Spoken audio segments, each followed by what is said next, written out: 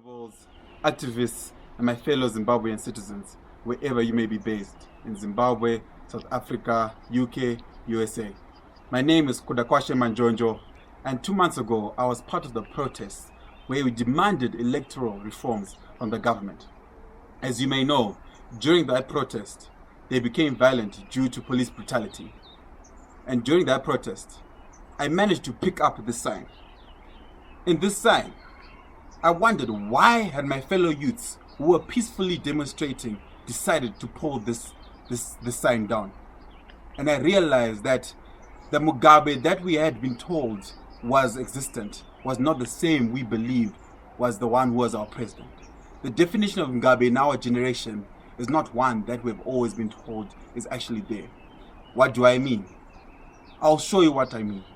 If you look at the sign, in my generation, the Ara in this name stands for the rottenness of the current government.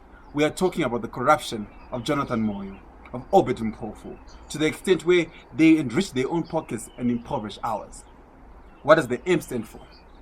The President Mugabe is a mutilator. He's a mutilator of our dreams, our hopes and beliefs.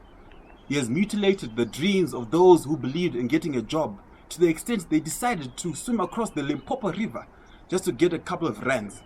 He has mutilated the hopes of my dear fellow youth who have decided to be prostitutes for them to be able to just get some form of bread.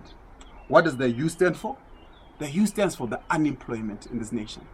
Do you know only 4 out of every 100 people in this country are formally employed? To make it even worse, out of every 4, out of those 4, 2 of them will actually be working for ZANU-PF for them to stay in power. So where do I come in as an unemployed graduate who's walking on the streets for him to even dream about getting a job? What does the G and A stand for? The G and A stand for the gross abuse that we have suffered under the Mugabe regime. I am talking about the arrest of Linda Masarela, the arrest of Gift Osalos Ziva, who were arrested for a month for peacefully demonstrating. I am talking about the where we still do not know where Itai Dzamara is until now. What does the A stand for? Abuse. What does the B stand for? The B used to stand for bearer checks, but now it stands for bond notes. Comrades, activists and honorables, the problems of the bond notes, no matter how much economic sense it may make, is that we the people do not want them. And as if we are the users, as long as we are the users of that bond note, if we do not want them, they should not be allowed. And the worst thing about the bond notes is the fact that it was not even put through parliament. The bond notes that we are supposed to use, our representatives in parliament cannot even speak about it. Which questions? Our MPs, are they members of parliament or are they just Mugabe's puppets? What does the E stand for? The E stands for the extreme poverty that has been manufactured by the Mugabe regime for the past 20 years. The extreme poverty which takes us to the point where we make less food than we actually produce.